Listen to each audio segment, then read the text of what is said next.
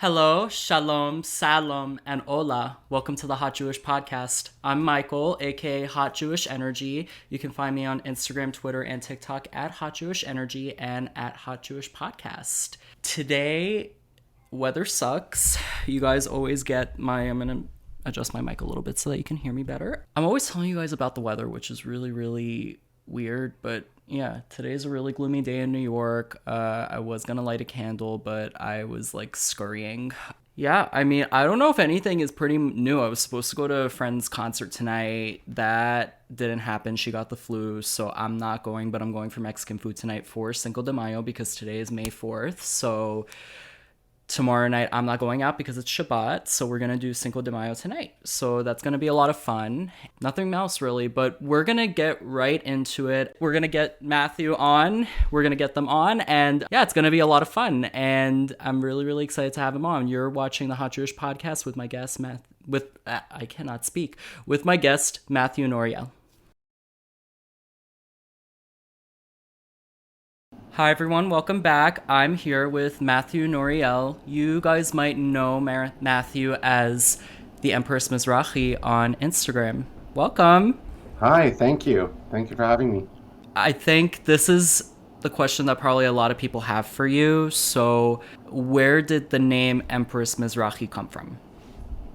When I first rediscovered drag, I felt like my name was the Empress first, and it was based on a couple of things. Firstly, I felt like it was kind of like cocky, like, well, what ranks higher than a queen, an empress? But it was deeper than that. It was also like I felt like so ashamed of my gender identity and my gender, what I wished could be my gender expression, that now once I grew into it and I became okay with it, it was like taking back power. Like people might look down on me for doing drag or for being gender diverse or for my gender expression, but I'm above it. I'm an empress. And thirdly, it was inspired by Shah Banu, Empress Farah Pahlavi, and just Mm-hmm. it wasn't like a political statement in any way. It was just when I would see footage of her, pictures of her from the 60s and 70s, she was just like the epitome of 70s glamour, and I wanted to be that glamorous. And then I added the Mizrahi in because I wanted my drag name to be very indicate like my identity as a Mizrahi Jew. Mm-hmm. I don't even, now that I even think of it, are there a lot of Jews in drag? Because I haven't really seen that. I mean, yeah, I'm in Tel Aviv right now. There's a bunch of them here. I know in Israel, but I don't know about in the States. I haven't seen a lot of Jewish drag stars that have actually like become big, like known across the country. I mean, there's some on RuPaul's Drag. I mean, Jinx Monsoon, who won like one of the seasons on Drag Race and just won like All Stars. She's Jewish, but I don't think she's like talks about her Jewish identity very much. And there's like Ms. Cracker, and then there's like Lady Synagoga. There's a few drag queens. I don't think there's many Mizrahi or Sephardic drag I was queens. gonna say, yeah. It's weird because in New York, I rarely see any queer Persian people. It's very Really? weird. I rarely see it. I feel like I feel like I'm the only one. I can't really. It's hard. It's like finding a needle in a haystack. There's a couple. I mean, I have a friend who's a gay man who lives in New York. I do also know that the work that's been done in Los Angeles, specifically by my friend Arya Marvazeh when he was with JQ International, and the work that JQ International continues to do with with their Persian Pride work, has had a profound effect on the Jewish Iranian community in terms of acceptance for LGBTQ plus people in Los Angeles. Unfortunately, that we don't have a counterpart in New York. Mm, And I know that the New York Jewish community is even more insulated, from what I understand, than the LA community, and even more conservative. I'm not talking yeah. politically, I'm just talking in terms um, Observance, yeah, family stuff. Yeah. I exactly. I definitely see that because the biggest community here is in Great Neck, and Great Neck is very, very like every. I mean, this is no disrespect to anyone that lives in Great Neck. I just, from personal experience and from talking with my mom about it, everybody's in your business. There's nothing that's private. Anything about you that's not in line with the status quo, it's out in the open for everyone to see, and then everyone kind of ostracize you a little bit, which is really sad. That's how I felt in yeshiva culture too. It's just very Mhm. weird. So You're not originally from LA. No, born and raised in London until I was Okay. 14, Oh and wow. yeah, then in You LA. have no accent. You know, it's really funny. I've had an accent, and then it comes and goes depending on who I'm around. But when I have the accent, everyone's like, "You were 14. Why do you still have an accent?" And when I don't have the accent, people are like, "You don't have an accent. Why do you not have an accent?" So I feel like I can never win. And I used to be a lot more. I went through a period of time where I was a lot more deliberate about it. I was like, okay, well, you need to stick to one, and you can't have this like transatlantic slash California London thing going on. And then I was like, well, fuck it. Like, why I can be, I'm fluid with everything else in my life. Why can't my accent be fluid as Yeah. well? So, Now that you're mentioning it, I can hear little bits of it. It's like it's something that's very unique about you. well, The thank you. Yeah, in a good way. I love it. It's very Empress energy. Wait, is Hot it? Empress energy. That's uh so originally from London, what was it like growing up in London? What was life like at home? What was it like with your parents when they both came from Iran, right? Yeah, so they got married and emigrated to the UK with my dad's family. My mom's family all stayed in Iran. What was it like? I mean, I didn't have the happiest childhood just because I was very effeminate and I was very queer from a very young age, and I grew up constantly wondering what was wrong with me. Like I didn't even know what queer was or what gay was or any of these things were, yet I was being called names, derogatory terms for those people from a very young age. And American school kids can be really cool, but British school kids are even crueler. I went to an Orthodox school as well, an Orthodox Jewish school. Mm. So I didn't feel like I had any support from my peers, certainly as kids, and I didn't have any support from my school, and I didn't have any support from my parents, not through any fault of my parents. They just didn't know, like, they didn't know any better. So I didn't have what I would consider the best childhood. I don't have a lot of like fond memories of my childhood. And that I'm not saying that to like garner sympathy or anything. I mean, I'm actually No, it's it's what made you who you are. exactly, yeah. That's what Yeah. I was getting at. Like it made me who I am, and I love who I am today. So, but I talk about it because it's I think important for people for a number of reasons to know about. First of all, I grew up in the 80s and 90s. It was such a different time, but we didn't have the things that we have access to now. We didn't have the understanding, the language, we didn't have anything that we have now. So that's important to point out. But it's also important to point out, regardless of the time in which these things happened, I think it's really important to talk about my story because I want people who come from similar backgrounds to mine to not feel like they're alone. Like we are just talking about the Jewish Iranian community in Great Neck. There are probably kids, I know for a fact that there are actually kids within that community who are closeted and who are probably feeling the same things that I felt. I felt very alone, and I don't want them to feel alone. I can definitely vouch for that. It's weird because when you're in an Orthodox setting, you kind of just have to understand that yeah, that's the situation. It's tough, and I just wish that there was more acceptance, eh. but I hopefully mean, we can. that's why people like you and I need to be vocal about our Yeah, stance and who we are and our experiences. And it's not about bashing Orthodox communities or yeah. Jewish Iranian communities. It's not about that at all. What it's about is just creating a space for people that are queer within those spaces to not feel alone and hopefully gain so much exposure to the point that there's some kind of acceptance within those spaces because nobody should have to feel like you know, there's something wrong with them or that they're alone or that they have to hide who they are. With everything that's happened to you up until now, what was that moment for you where you kind of put everything aside and you just said, if I'm not myself, I can't live anymore. Like I obviously not in the sense of like I'll like not in like a dark sense of but in of like I won't be happy if I don't be myself. It's such a complicated question for me to answer because I feel like I always on the one hand, like we can hold two truths, right? We hear that a lot these days. You can hold two truths. There was a duality to me because growing up as a teenager and in my 20s, and I was pretty adamant about being true to who I was, but yet I still wasn't being fully true to who I was. I hope that makes sense. So it wasn't until my mid 30s that I was like, you know what, and I was like, you know what, I'm tired of trying to appease everybody.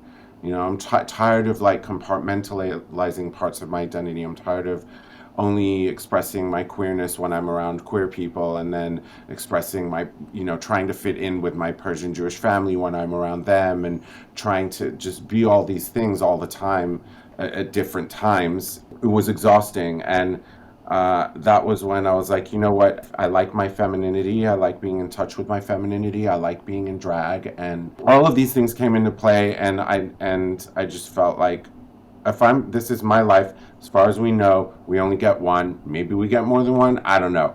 But what I do know is right now, this is the life that I have, and I'm gonna live it to my standards, and I'm gonna live it the way I want to live it, and I'm gonna be as fully authentic to myself as I can be. And if people like it, great. And if they don't, that's fine. They don't have to, but just stay out of my way. And so that's kind of the journey that I've been on since my mid late 30s, I think. Wow, that was a while. It took you a while to within the last 10, 15 years, really. Within the last less than 10 years. Less than 10 years? Yeah, definitely less than 10 years. I think, I mean, it was like Yeah. it was like a progression. It didn't Mm-hmm. start that way. Like drag. Okay, so let me back up. I started doing drag when I was like 15 years old, right? Oh, wow. Yeah.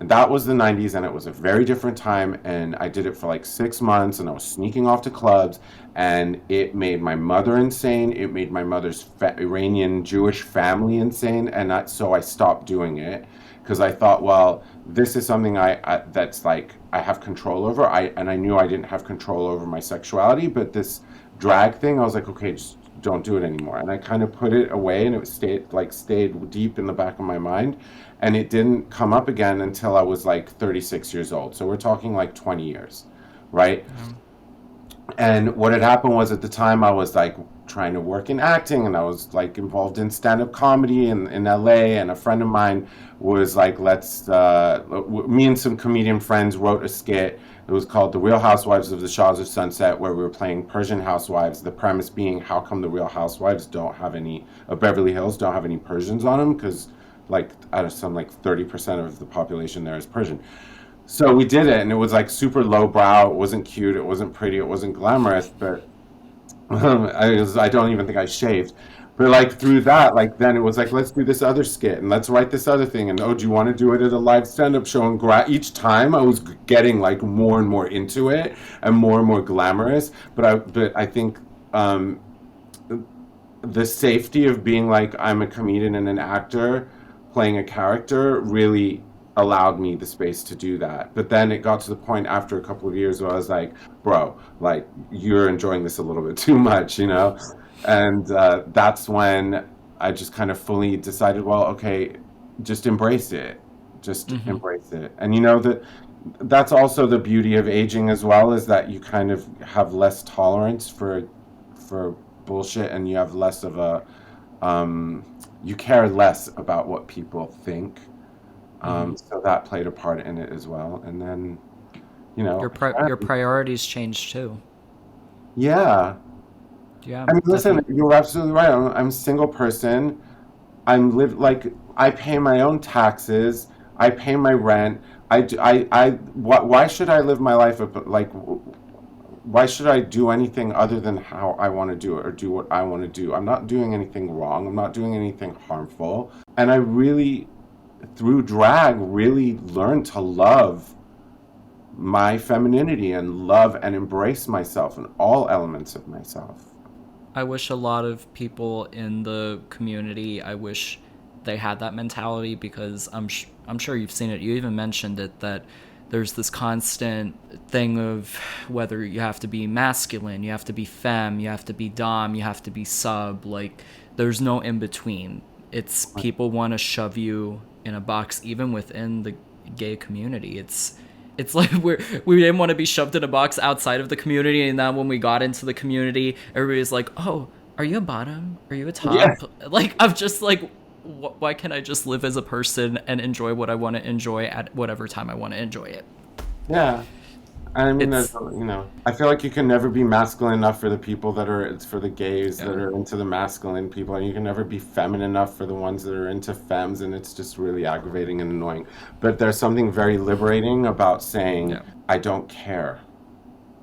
There's just that was very liberating to me. And it's not that like, of course, I want to be with, like, come on, I really want to be with someone, I want to be in a relationship, but when I do it, it's going to be on my terms, and it's certainly not going to be according to these binaries that have been put forth for us, and certainly not binaries that are being replicated within the gay community. I mean, we don't fit into those things. So, yeah.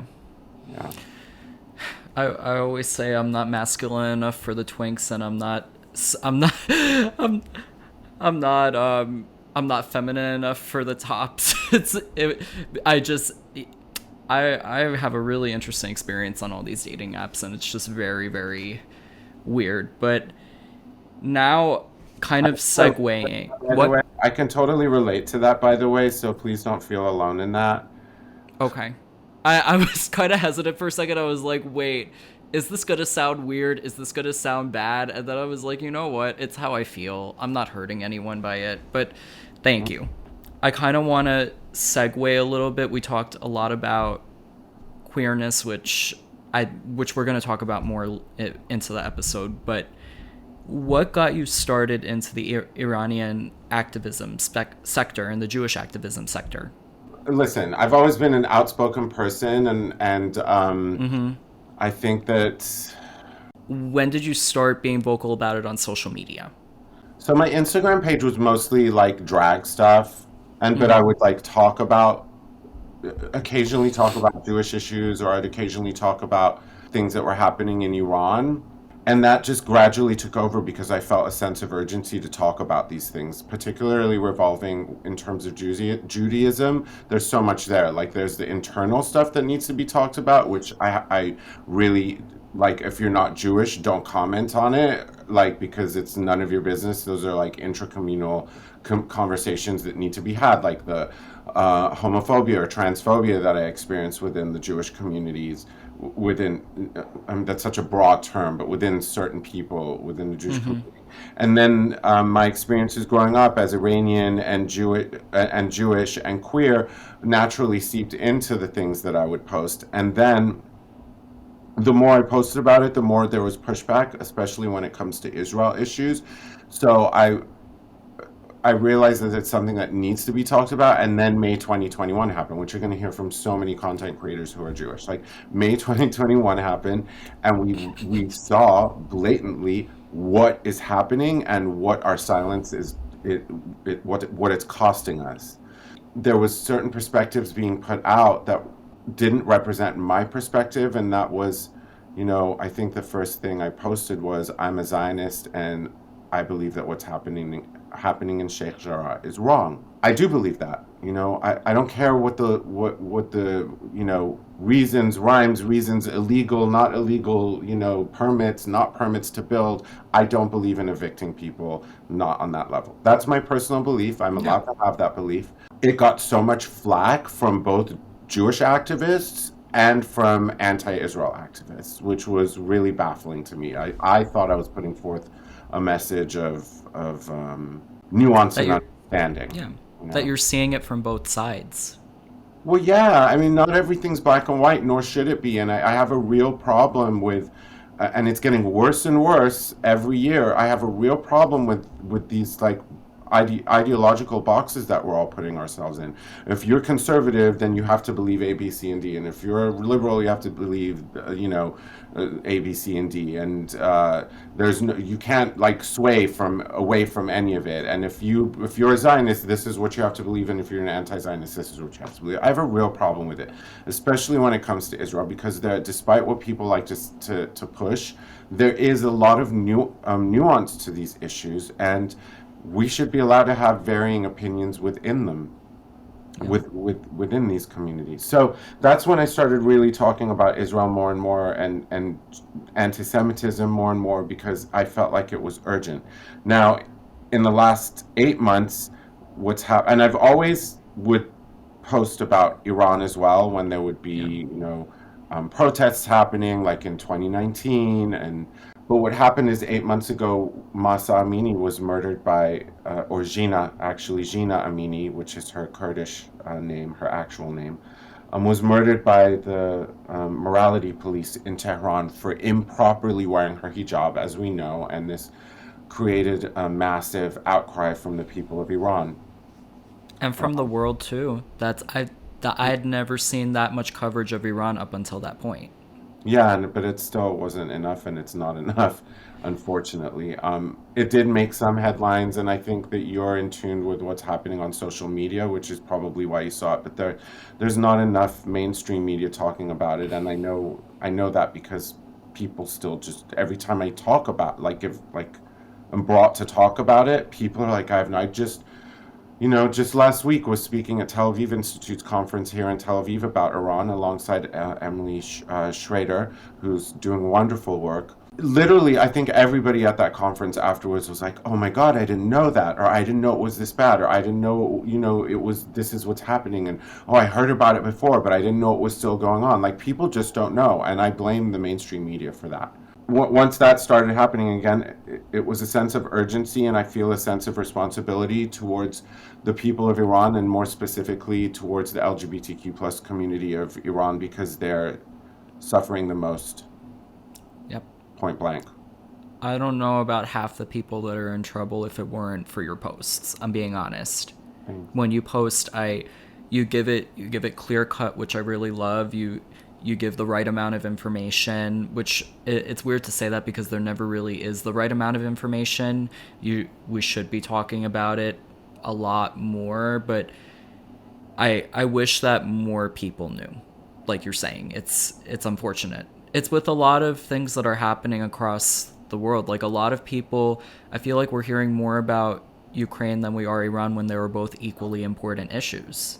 Yeah, I mean, I think that there's reasons for that, which I don't know if I should get into because it's all speculatory. But I mean, You first of can, all, whatever you want to get into. the Yeah. Iranians aren't white. I think that's a part of it. Uh-huh. I'm just gonna say it, you know. Um, Well, actually, it's interesting because here in the States, people consider Iranians white. legally, Middle Yeah, Eastern North African people are considered white, but realistically, we're not. I mean, when I live my everyday life, I'm not viewed as a white person, which just goes. especially since we're both Jewish. Jewish people, that was the whole start of the Holocaust. We weren't white enough. Yeah, I mean, there's Yeah. very good reasons why. There's reasons why we're considered white, and then these are legal precedents that were set like 100 years ago, because Uh-huh. you couldn't become a U.S. citizen unless you were white, and not only white, but a very specific kind of white.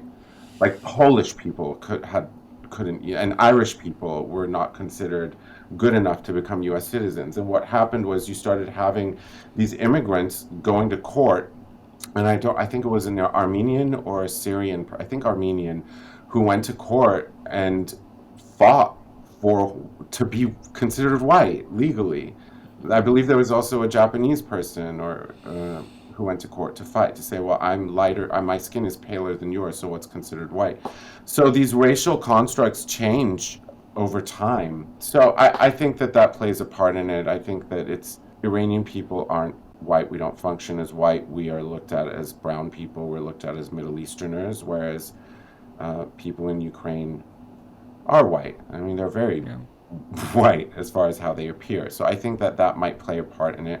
I also think that our media in the US, I think, takes its cues from the political entities that they support. So Fox News takes its cues from the Republican Party, and CNN and everybody else take their cues from what is now the Biden administration, the Democrats. And for whatever reason, the Biden administration is not taking as strong a stance as they should be with Iran. And from what we understand, it's because, we hear that Biden is still hopeful that there will be some kind of a nuclear deal made. And I think that that's why we just don't hear a lot about this as much as we should.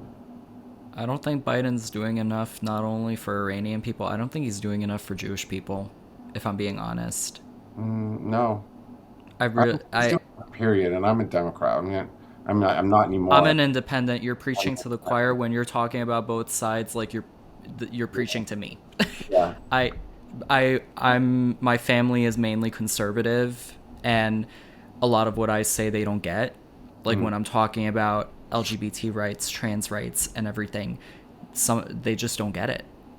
And when I talk with them about certain issues, I can understand where they're coming from, because there's a lot of reasoning behind not a lot of the social issues, but a lot of like the government issues, the financial issues. Like when they explain it to me, I'm just like, okay, I get where you're coming from. It makes sense. But what you're saying kind of goes back into that mold of, why do we have to be put in categorical boxes? We shouldn't be. And just to be clear, and I voted for Biden, but after Biden and specifically seeing how his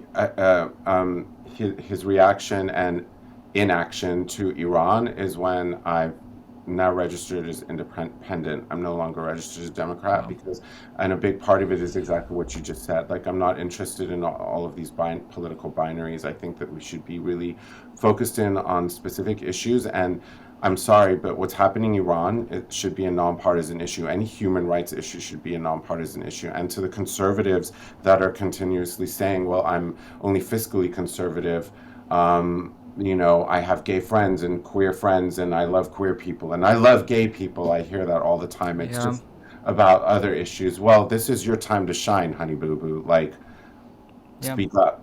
We need you to speak up. And I think that that's a big problem we also suffer from, if I can just say this, especially in the US, but I mean across the board, in the UK as well, and probably in the rest of Europe. Like, we think that it's our job to continuously attack the people on the other side of the political aisle.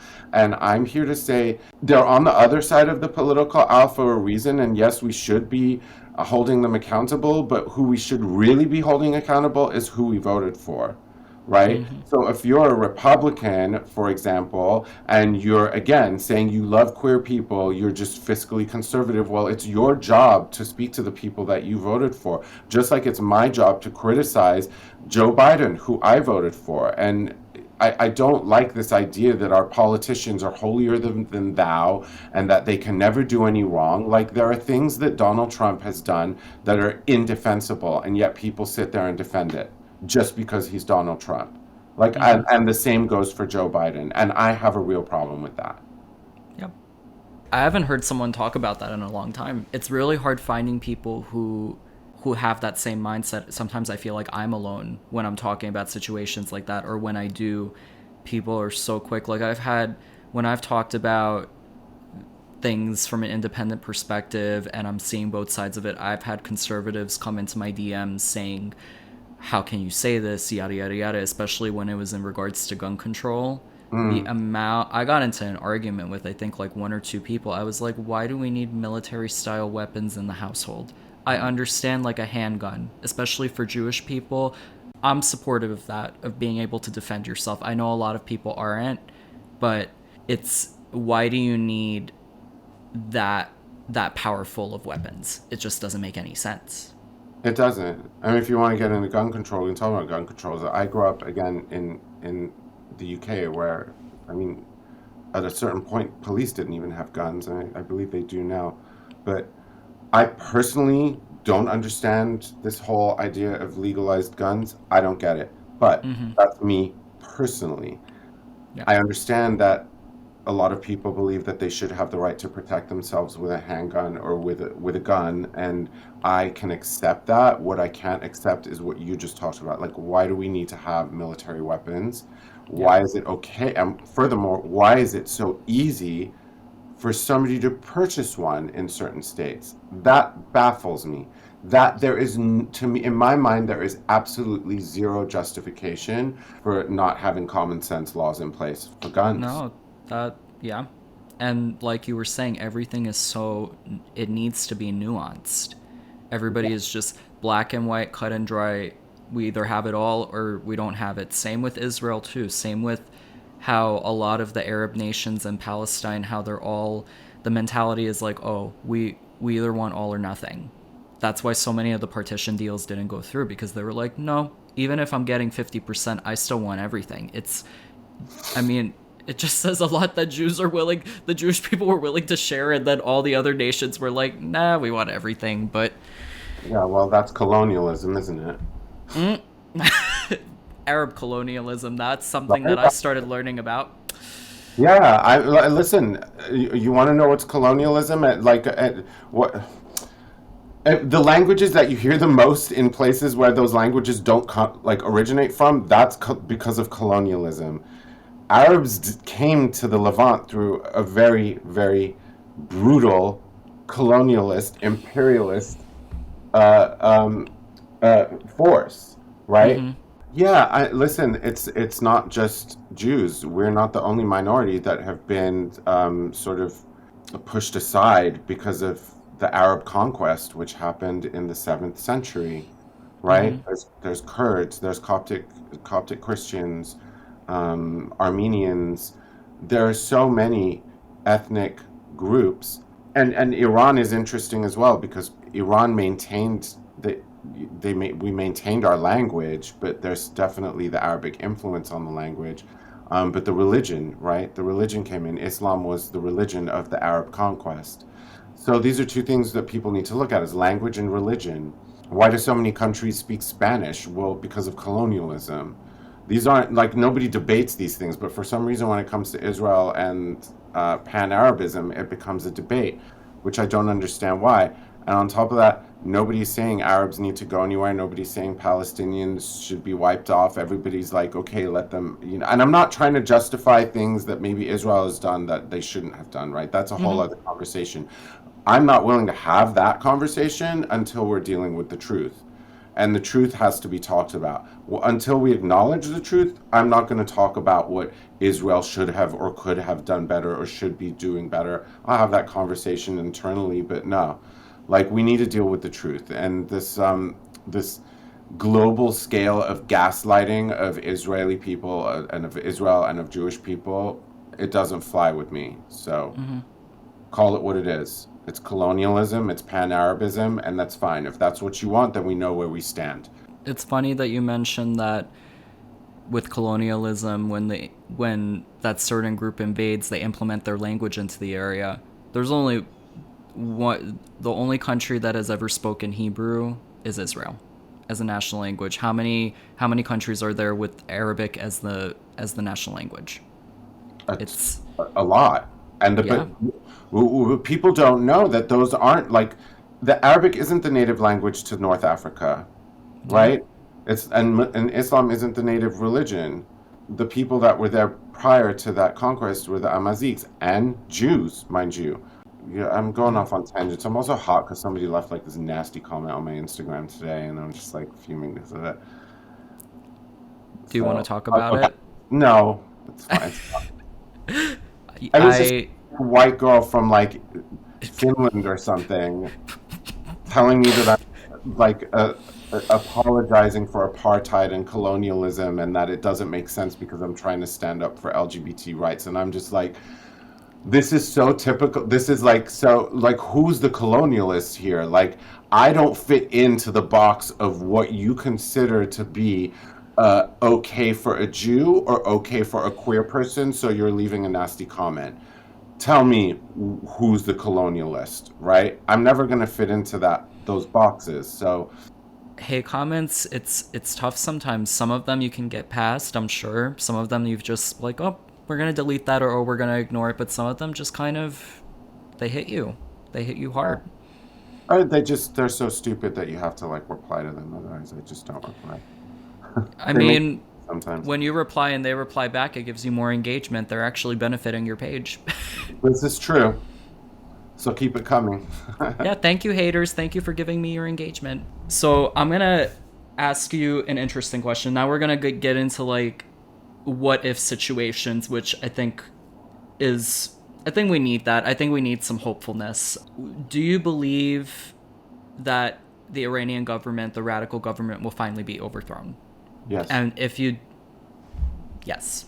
Yes. And if and when, let's say when it does get overthrown, what type of government do you hope to see? Do you hope to see a re-emergence of the monarchy? Do you want a democracy, or a mix of both? What do you hope to see? A democracy. I think it's time that the people of Iran, get to vote who their leader are. They haven't had that in a very long time. And that's what the Crown Prince, Reza Pahlavi, is working towards, and what he wants as well. So I don't have a problem with the Pahlavi family. I mean, I have a problem with some of the stuff, obviously, that was done that was not so kosher back in the day. But and people accuse me of being a monarchist, but it's not that I'm a monarch. Whether I'm a monarchist or not is irrelevant. I'm not an Iranian citizen. I've never lived in Iran. My parents are Iranian. I was not born in Iran. So it's really not my place to say. It's up to the people of Iran to decide who they want. And what is my hope? My hope would be that it's a democracy, and that they get to choose the leader that they want. So yeah, and as far as if it will happen, I do believe that it will happen. I don't know when. I think it's more a question of when it will happen. But what I do believe is that government is not the way the government is running, and seeing the amount of pushback they're getting from the people, it's not sustainable. Mm-hmm. So, It's getting to a breaking point, especially with social media now, because everything is so. I mean, I know you were talking about how the media is kind of censoring it, but this has, like I said before, this has been the most coverage. I mean, that's saying a lot. This has been the most coverage it's ever gotten in a very long time.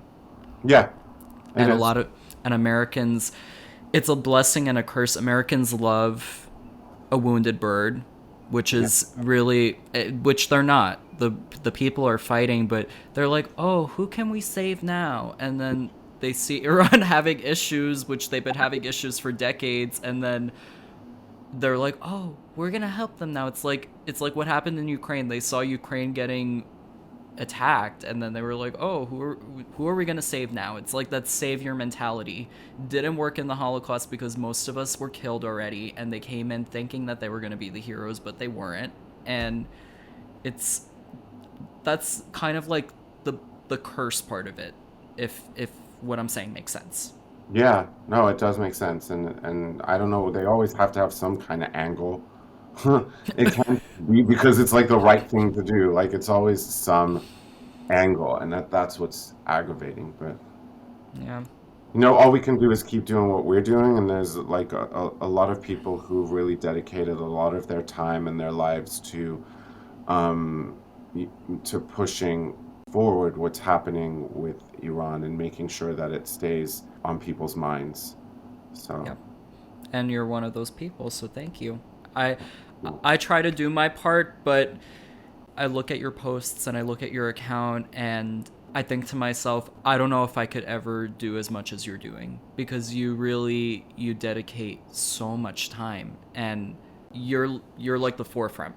I'm like thinking, how could I ever do this much? If that thank you. Yeah. Well, I do want to say, I wish I had more time to dedicate to it. I haven't created as many posts as I used to, just because I work full Mhm. time. I have speaking engagements. I'm traveling right now. But there are definitely accounts that do that. I mean, a friend of mine, Montra Tavakoli, I mean, she's posting several times a day. Elika Laban, Iranian Diaspora Collective. Like, there's a lot of incredible accounts. It's not just me. It's certainly far from it. Mhm. But thank you. I really do appreciate that. And I always say, like, it's not. I don't deserve any of any kind of recognition for that. Who deserves it is the people of Iran who are continuing to fight so hard. I'm just following their cues, and all of us that You're amplifying them here in the States, which is needed. You're yeah, and that's all they've been asking for. Yeah. That's literally all they're asking for. So it's the least we can do. And I create the posts that I create in hopes that they're easy to digest, easy to understand, and easy to take in the information, because it can be very confusing and very complicated. And so that people don't have to then go and create. You can like share it.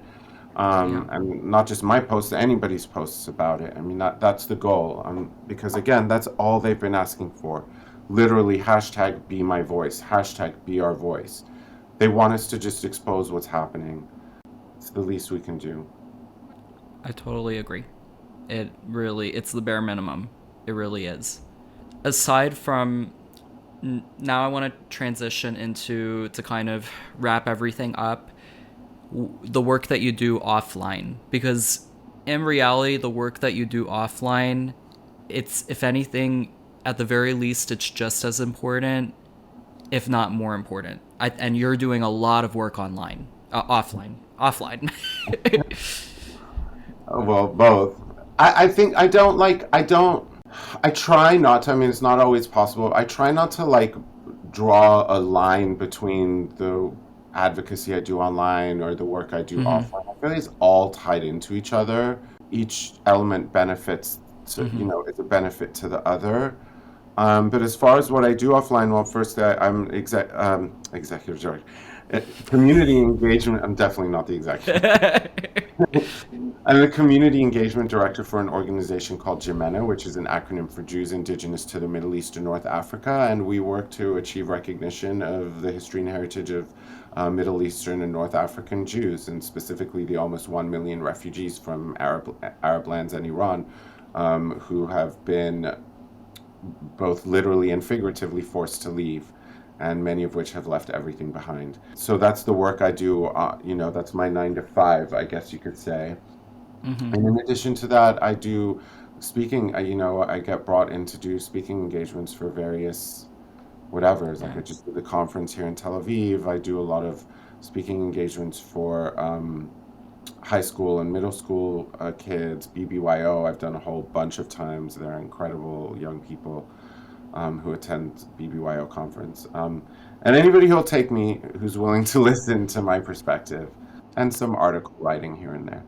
And you got a Trailblazer Award, if I'm not mistaken. I did. When was that? That was in 2021. An organization that I've worked very closely with over the years has been JQ International. It's Jewish-Queer International. And they have a award ceremony every year. And they have 3 people that are honored each year, 3 different awards. And in 2021, I received the Trailblazer Award, which is literally one of the biggest honors of my life. Like, I couldn't... So far.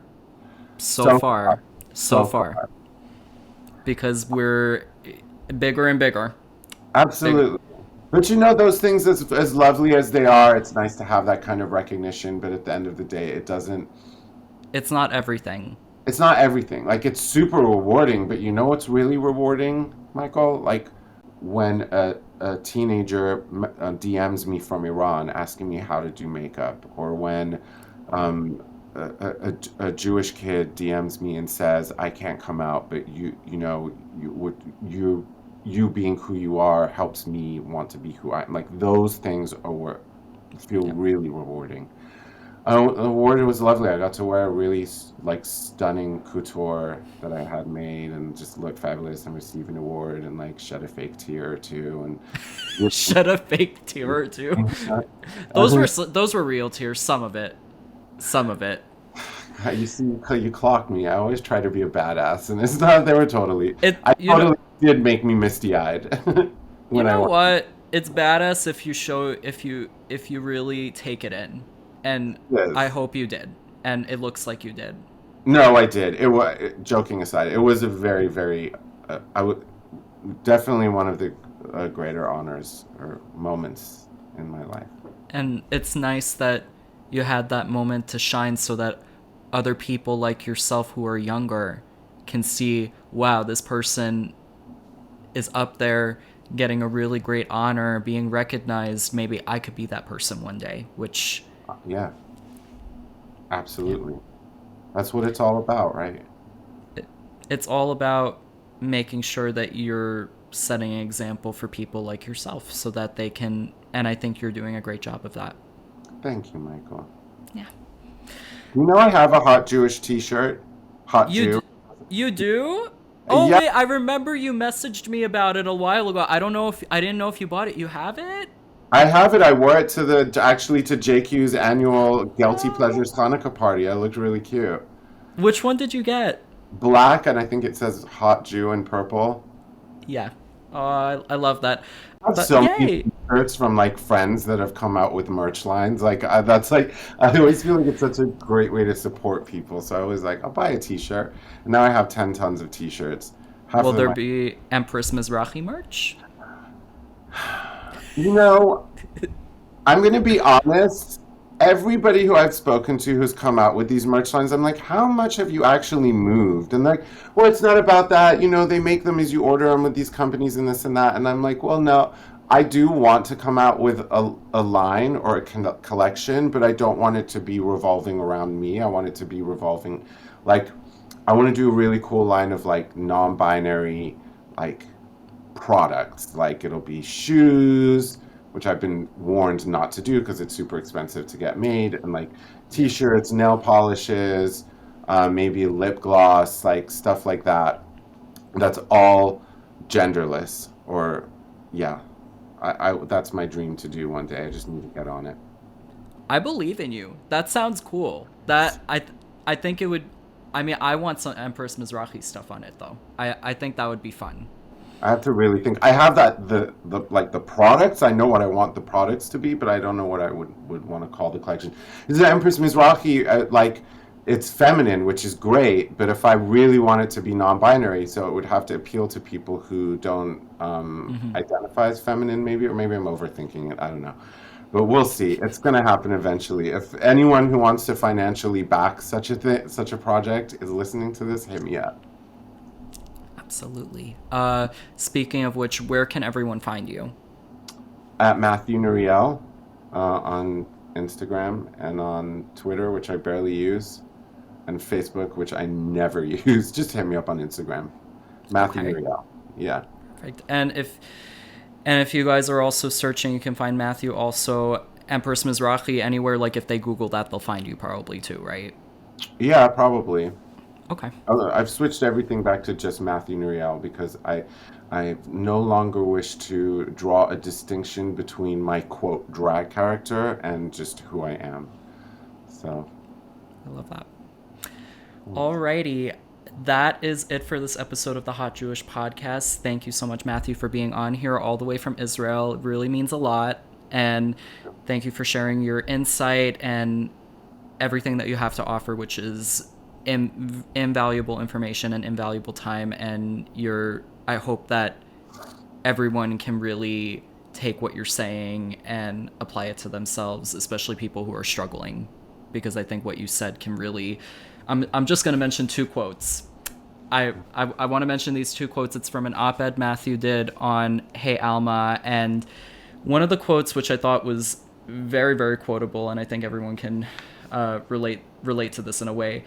Matthew popped out of the womb with a Barbie doll in one hand and a Gucci purse in the other. yes.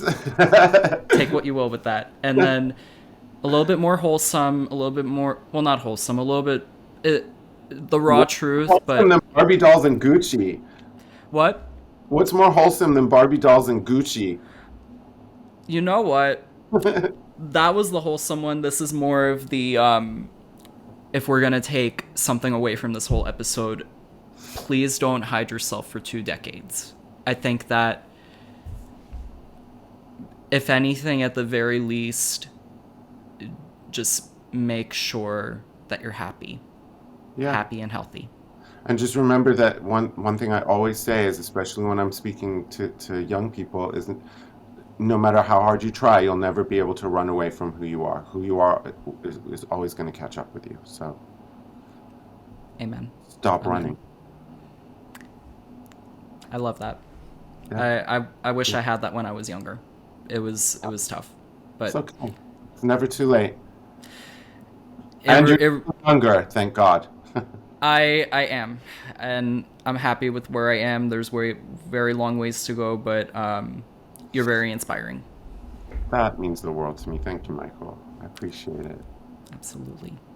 So I already said this is it for the episode, but you can find me at Hot Jewish Energy and Hot Jewish Podcast on most social media platforms, primarily Instagram. And this has been the Hot Jewish Podcast with Matthew Nouriel. Thank you so much, and have a great day, everybody. Bye.